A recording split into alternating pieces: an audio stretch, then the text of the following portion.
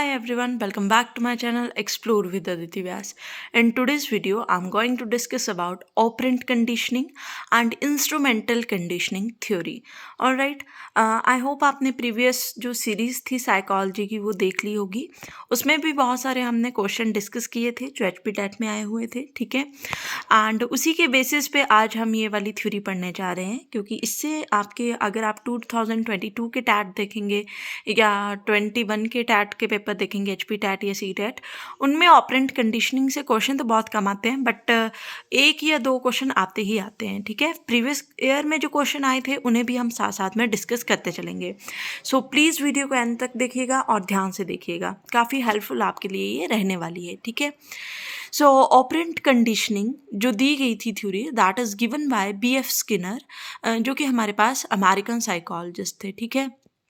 और आपका HP TET 2022 का फर्स्ट क्वेश्चन ही ये था शायद, या 9th क्वेश्चन ये था कि ऑपरेंट कंडीशनिंग में की जो थ्योरी थी वो किसने दी थी, किस साइंटिस्ट ने दी थी. तो यहाँ पे आपका राइट आंसर जो है वो BF स्किनर होगा, ठीक है. एंड उन्होंने क्या किया था, स्टडी किया था वॉलेंट्री रिस्पॉन्सेस को, ठीक है.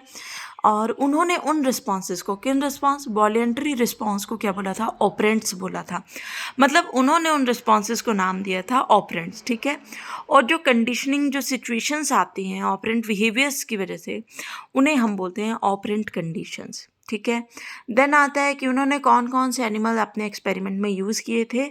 तो रैट्स एंड पिगन्स उन्होंने यूज़ किए थे, और जिस बॉक्स में उन्हें रखा गया था, that box is known as Skinner box, ठीक है. तो ये भी 2021 के टैट का क्वेश्चन था कि स्किनर ने अपने एक्सपेरिमेंट में कौन कौन से एनिमल यूज्ड किए थे.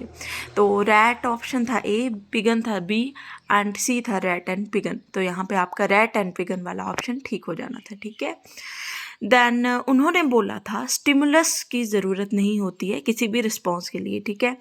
हमने जैसे बहुत सारे थ्योरीज पढ़ भी ली हैं जिनमें हमें स्टिमुलस चाहिए था. कहीं पे हम बेल यूज़ कर रहे थे, कहीं पे हम स्मेल यूज़ कर रहे थे, ठीक है, फिश रख रखे थे सामने, ठीक है. तो ऐसा कुछ नहीं था, यहाँ पे कोई स्टिमुलस नहीं था रिस्पॉन्स के लिए. रेनफोर्समेंट पॉजिटिव भी हो सकती थी, नेगेटिव भी हो सकती थी, ठीक है.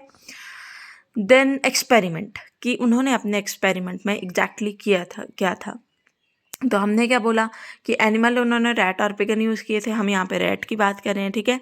कि चैम्बर क्या, स्किनर का जो बॉक्स था उसमें रैट को रखा गया, ठीक है, और एक लीवर कनेक्ट कर दिया गया कंटेनर से.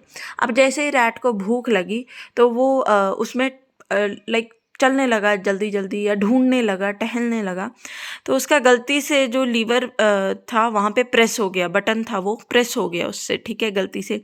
और उसके ऊपर कुछ फूड के पैलेट जो थे वो गिर गए उस पर, ठीक है. और इस तरह से रैट ने उसको खा लिया. अब क्या हुआ, धीरे धीरे नंबर ऑफ ट्रायल्स इंक्रीज होने लगे, यानी कि जैसे रैट को भूख लगती वो घूमने लगता और गलती से वो प्रेस हो जाता.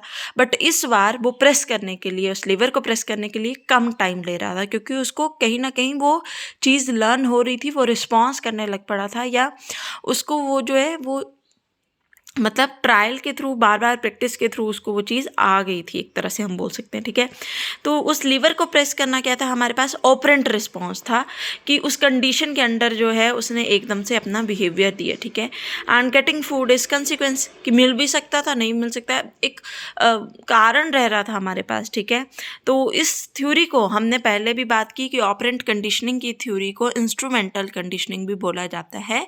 So the reason behind it is कि रिस्पॉन्स जो आ रहा था वो इंस्ट्रूमेंट के थ्रू आ रहा था. अभी ये जो बॉक्स था क्या था, स्किनर का बॉक्स था, लीवर लगा था, सब कुछ लगा था, ठीक है. तो क्या है ये, इंस्ट्रूमेंट ही तो है जिसके थ्रू रिस्पॉन्स आ रहा है. तो this is why it is also known as instrumental conditioning. So I hope you all understand it. If you like the video, then please share it with your friends. Thank you for watching.